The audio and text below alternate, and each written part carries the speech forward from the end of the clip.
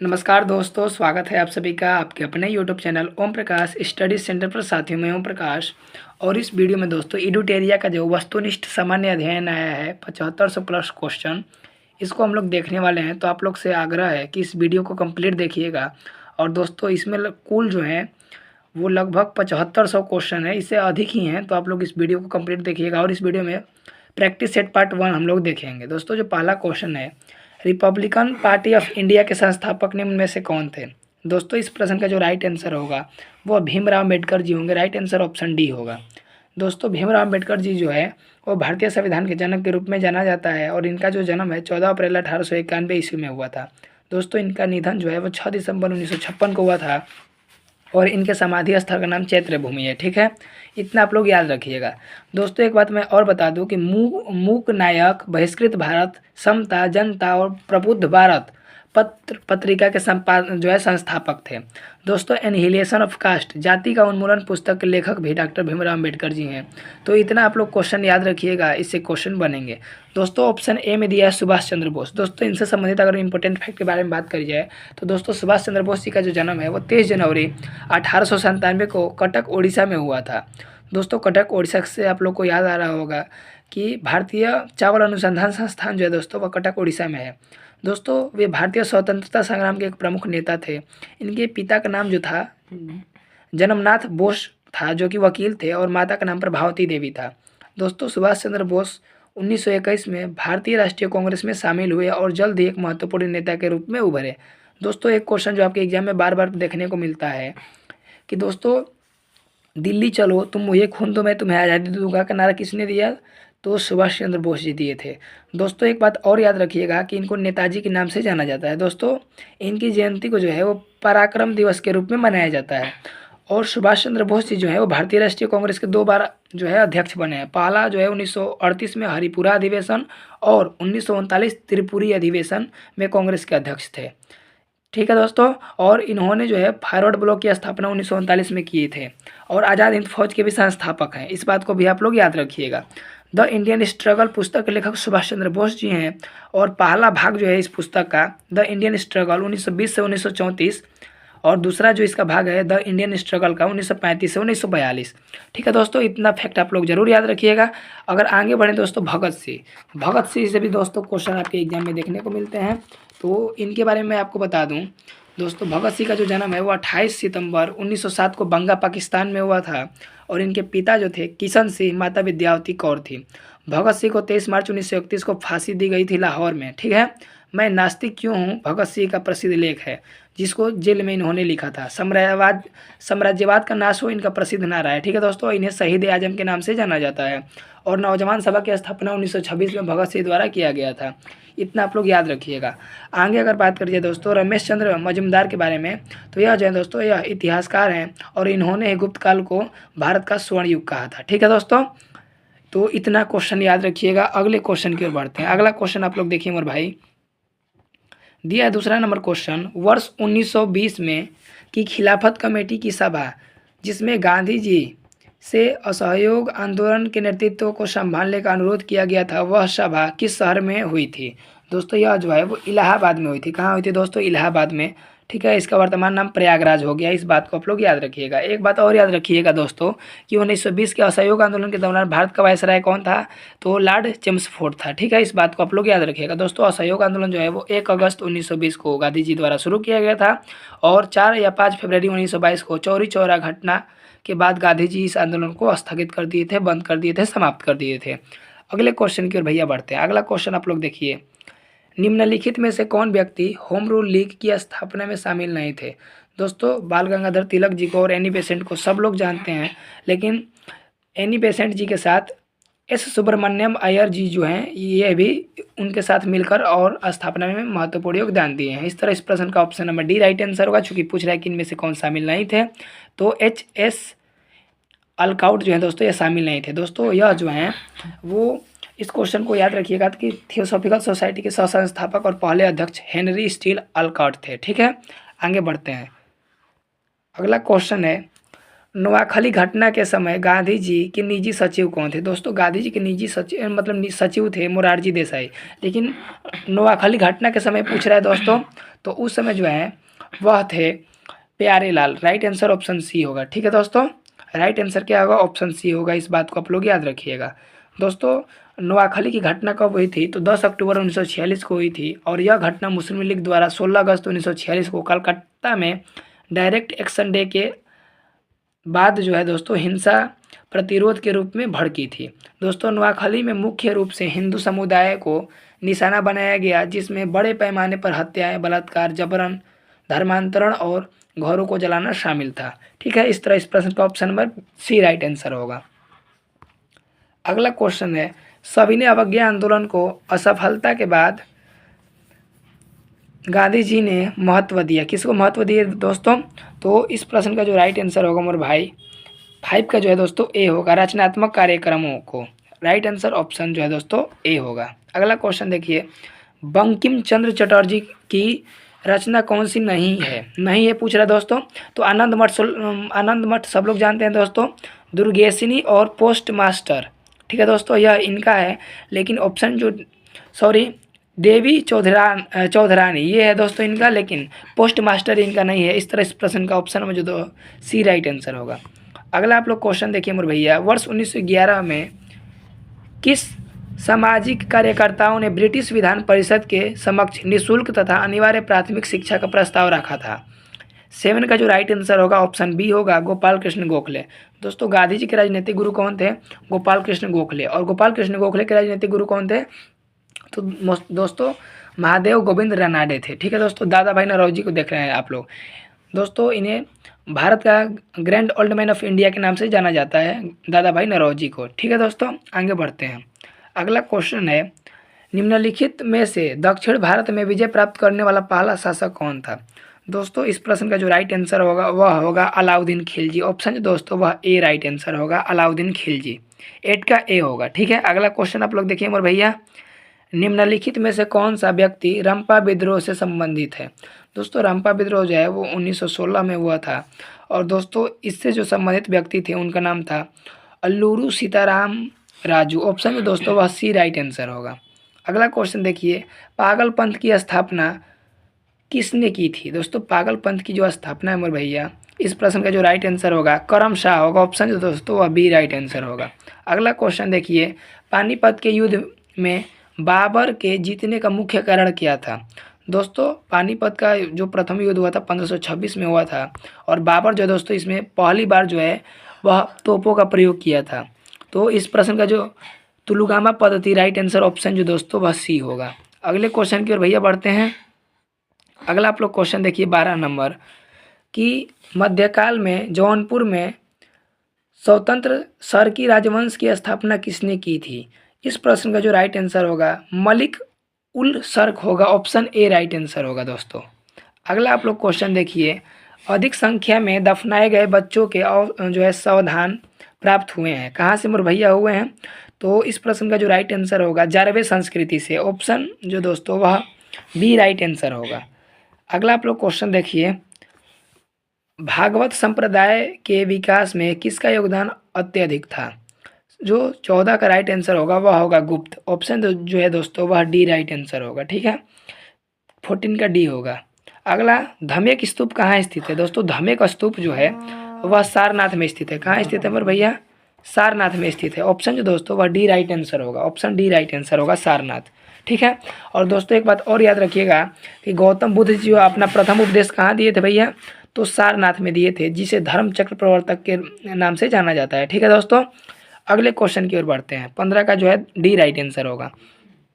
अगला क्वेश्चन देखिए, वह सुल्तान कौन था जिसने खलीफा के अधिकार को मानने से इनकार कर दिया था। दोस्तों इस प्रश्न का जो राइट आंसर होगा ऑप्शन बी होगा, Alauddin Khilji. Option B right answer होगा। ठीक है, अगला देखिए, अभी क्वेश्चन इंपोर्टेंट है कि यूरोप को उत्तरी अमेरिका से कौन सा सागर या महासागर अलग करता है। 17 का जो राइट आंसर होगा दोस्तों उत्तरी अटलांटिक महासागर। ऑप्शन ए राइट आंसर होगा मोर भाई, ऑप्शन ए राइट आंसर होगा। अगला क्वेश्चन देखिए आप लोग, शिवालिक शैल समूह के दक्षिण में भाबर क्षेत्र उदाहरण है, किसका उदाहरण है मोर भाई, तो इसका जो राइट आंसर होगा गिरिपद स्थिति का। ऑप्शन जो दोस्तों वह सी राइट आंसर होगा, 18 का सी राइट आंसर होगा। अगला क्वेश्चन देखिए कि निम्नलिखित में से कौन सा सौर परिवार से संबंधित नहीं है पूछ रहा दोस्तों, तो इस प्रश्न का जो राइट आंसर होगा निहारिका होगा। निहारिका यह बादलों का एक समूह होता है, निहारिका। अगला, सूची 1 को सूची 2 के साथ सम्मिलित करना है और आप लोग को सही उत्तर बताना है, ठीक है। तो देखिए मैं सूची को सम्मिलित कर रहा हूँ। देखिए इसमें दिया गया है अनुच्छेद जो है दोस्तों 26। अनुच्छेद 26 का संबंध किससे है, ठीक है।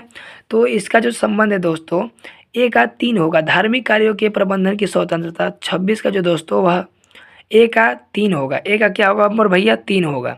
बी का जो है दोस्तों 4 होगा। अनुच्छेद 40 का जो संबंध है ग्राम पंचायतों के गठन से है, ऑप्शन बी का 4 होगा। सी जो है दोस्तों, सी अनुच्छेद 98 दिया है। सी का जो राइट आंसर होगा दोस्तों वह होगा जो अनुच्छेद 98 है संसद सचिवालय। सी का बी होगा, 2 होगा। और अनुच्छेद 239 में क्या दिया है दोस्तों, तो इसमें संघ शक्ति शासित क्षेत्रों का प्रशासन। इस प्रश्न का जो राइट आंसर होगा ऑप्शन ए होगा, ठीक है। अगेन मैं बोल दूं कि अनुच्छेद 26 का जो संबंध है वो धार्मिक कार्यों के प्रबंधन की स्वतंत्रता से है। अनुच्छेद 40 में ग्राम पंचायतों का गठन से संबंधित है। अनुच्छेद 98 संसद सचिवालय से संबंधित है और अनुच्छेद 339 संघ शासित क्षेत्रों का प्रशासन। इस तरह इस प्रश्न का ऑप्शन नंबर जो है दोस्तों वह ए राइट आंसर होगा, ए राइट आंसर होगा। अगला क्वेश्चन है दोस्तों, निम्नलिखित क्षेत्रों में से किस क्षेत्र में राज्य सरकार का स्थानीय इकाइयों पर नियंत्रण नहीं होता है। तो इसमें जो है दोस्तों नागरिकों की शिकायतें। ऑप्शन जो दोस्तों वह ए राइट आंसर होगा, ऑप्शन ए राइट आंसर होगा, ठीक है। 21 का ए होगा, ठीक है। 22 का देखिए क्या राइट आंसर होगा। निम्नलिखित कथनों में से कौन सा कथन गलत है पूछ रहा है, ठीक है, गलत पूछ रहा है दोस्तों। तो देखिए इसमें मैं आपको बताते चलूँ कि मौलिक अधिकारों पर संविधान का भाग 3 यूएसए के बिल ऑफ राइट्स पर आधारित है, ठीक है। ये दिया है दोस्तों जो कि सही है। दूसरा दिया है दोस्तों संविधान के अनुच्छेद 21 के अंतर्गत मृत्यु का अधिकार मूलभूत अधिकार है। जी नहीं दोस्तों, यह गलत है। अगला, भारतीय संविधान एक संपूर्ण संघीय संविधान है। यह भी जो है दोस्तों गलत है। और डी में दिया है कि भारतीय संविधान के अनुसार मूलभूत अधिकारों को हटाया जा सकता है। जी नहीं, हटाया नहीं जा सकता है। तो बी, सी और डी, ठीक है। किस में दिया है मेरे भैया, कूट दिया है। तो केवल बी, सी और डी ऑप्शन जो दोस्तों वह डी राइट आंसर होगा। अगला आप लोग क्वेश्चन देखिए, वर्ष 2011 में भारत के संविधान में होने वाले 97वें संविधान संशोधन जो है किस विषय से संबंधित है, ठीक है। इसका जो है दोस्तों राइट आंसर होगा ऑप्शन बी, सहकारी संस्थाओं का गठन व कार्य संचालन से। ऑप्शन जो है दोस्तों वह बी राइट आंसर होगा, ठीक है। इंपॉर्टेंट क्वेश्चन, इसको जरूर याद रखिएगा। अगला क्वेश्चन है, भारत के संसद द्वारा पंचायत प्रावधान अनुसूचित क्षेत्रों तक विस्तार कानून कब पारित किया गया था। तो इस प्रश्न का जो राइट आंसर होगा दोस्तों 1996 में पारित किया गया था। ऑप्शन सी राइट आंसर होगा। अगला क्वेश्चन है दोस्तों कि व्यक्तिगत प्रयोज्य आय यानी पीडीआई एक है, क्या है दोस्तों पीडीआई। तो यह जो है दोस्तों पीडीआई बराबर व्यक्तिगत आय माइनस व्यक्तिगत कर भुगतान माइनस गैर कर भुगतान। ऑप्शन जो दोस्तों वह बी राइट आंसर होगा। अगला क्वेश्चन देखिए, साइंस का क्वेश्चन है, शरीर के संपर्क में स्प्रिट ठंडी अनुभूति देती है क्योंकि जो है दोस्तों क्यों देती है, क्योंकि जो है दोस्तों वातावरणीय ऊष्मा स्रोत से ऊष्मा जल में प्रवाहित होती है। ऑप्शन जो है दोस्तों वह सी राइट आंसर होगा, ऑप्शन सी राइट आंसर होगा। अगला क्वेश्चन है, हरे पौधे सूर्य के प्रकाश की ऊर्जा का डैश प्रतिशत ग्रहण करते हैं और उसे खाद्य ऊर्जा में परिवर्तित करते हैं, ठीक है। 28 का जो है दोस्तों वह 1% होगा। ऑप्शन जो है दोस्तों वह बी राइट आंसर होगा। अगला आप लोग क्वेश्चन देखिए मेरे भाई। अगला क्वेश्चन है भैया कि सूची 1 को सूची 2 के साथ सुमेलित करना है, कूट है, ठीक है। इस पर कूटना है। देखिए इसमें क्या दिया है, इसमें दिया है सूची और संबंधित रोग दिया है, ठीक है। तो देखिए हम लोग देखते हैं भैया, तो 29 नंबर हम लोग देखते हैं दोस्तों। 29 नंबर क्वेश्चन है, पहला दिया है आर्सेनिक। आर्सेनिक जो है दोस्तों 1 का ए का जो है दोस्तों 1 होगा, फेफड़े का कैंसर से आर्सेनिक संबंधित है। 1 का ए। 2 में दिया है दोस्तों बी और डी में दिया है, ठीक है। आगे कैडमियम जो है दोस्तों यह हड्डियों में कमजोरी का कारण होता है। कैडमियम जो बी होगा उसका जो है दोस्तों वह 3 होगा। बी का किस में 3 दिया है भैया, तो इसमें भी दिया है और इसमें भी 3 दिया है, ठीक है। आगे अगर बढ़े बोल भाई, तो पॉलीविनाइल क्लोराइड, यह जो है दोस्तों सी का 4 होगा। यह श्वसन संबंधी समस्या से संबंधित है, तो सी का डी होगा, सी का डी इसमें दिया है। इस तरह इस प्रश्न का option number D right answer होगा। और बेरियम का जो संबंध है दोस्तों मस्तिष्क सूजन से है।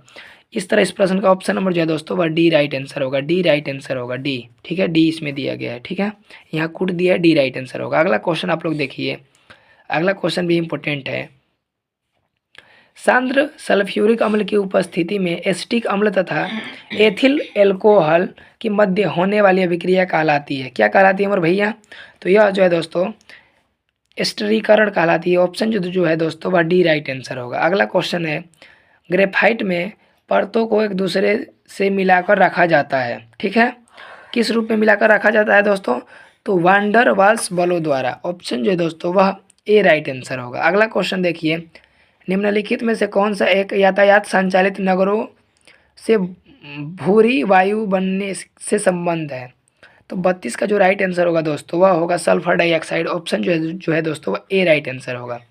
किस प्रकार के ऊतक से मनुष्य में ग्रंथि का निर्माण होता है? इंपॉर्टेंट क्वेश्चन है दोस्तों। तो 33 का जो है दोस्तों उपकला ऊतक होगा, उपकला ऊतक। ऑप्शन जो है दोस्तों वह सी राइट आंसर होगा। अगला आप लोग क्वेश्चन देख सकते हैं, मनुष्य की लार में उपस्थित एक घातक लाइसोजाइम किस रूप में कार्य करता है? तो यह जो है दोस्तों वह प्रतिजीवाणु कारक है। क्या है? प्रतिजीवाणु कारक। ऑप्शन जो है दोस्तों वह ए राइट आंसर होगा। अगला आप लोग क्वेश्चन देखिए, पौधों में रंध्रों की खुलना एवं बंद होना किस पर निर्भर करता है? ठीक है, तो 35 का जो राइट आंसर होगा मोर भैया वह होगा स्फीति दाब पे। स्फीति दाब ऑप्शन जो है दोस्तों बी में दिया है। ठीक है, ऑप्शन बी में दिया है। ठीक है, आगे अगर बढ़ें भैया, निम्न में से कौन फूल का एक अंश या भाग है?